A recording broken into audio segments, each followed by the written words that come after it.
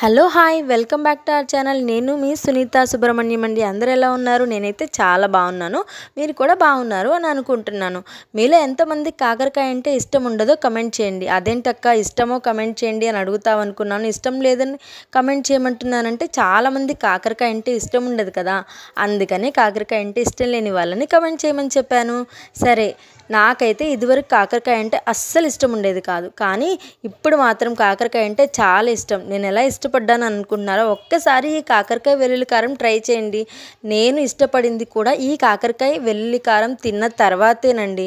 అంతకుముందు నాకు అస్సలు నచ్చేది కాదు, కానీ ఇప్పుడు కాకరకాయ నా ఫేవరెట్ అయిపోయింది. చాలామంది కాకరకాయని ముందుగా కట్ చేసి కొద్దిగా ఉప్పు పసుపు వేసి ఊరబెట్టి దానిలో ఉన్న రసం అంతా పిండేస్తే కాకరకాయలోని చేదంతా పోతుంది, అప్పుడు వండుకుంటే చాలా బాగుంటుంది అంటున్నారు.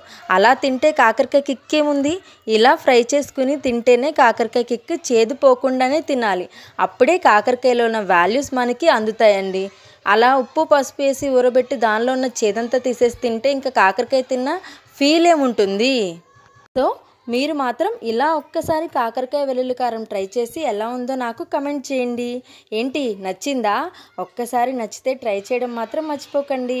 వీడియో నచ్చితే లైక్ చేయండి, సబ్స్క్రైబ్ చేసుకోండి. మరిన్ని వీడియోస్ కోసం stay tune to Sunitha Subrahmanyam. Bye అండి.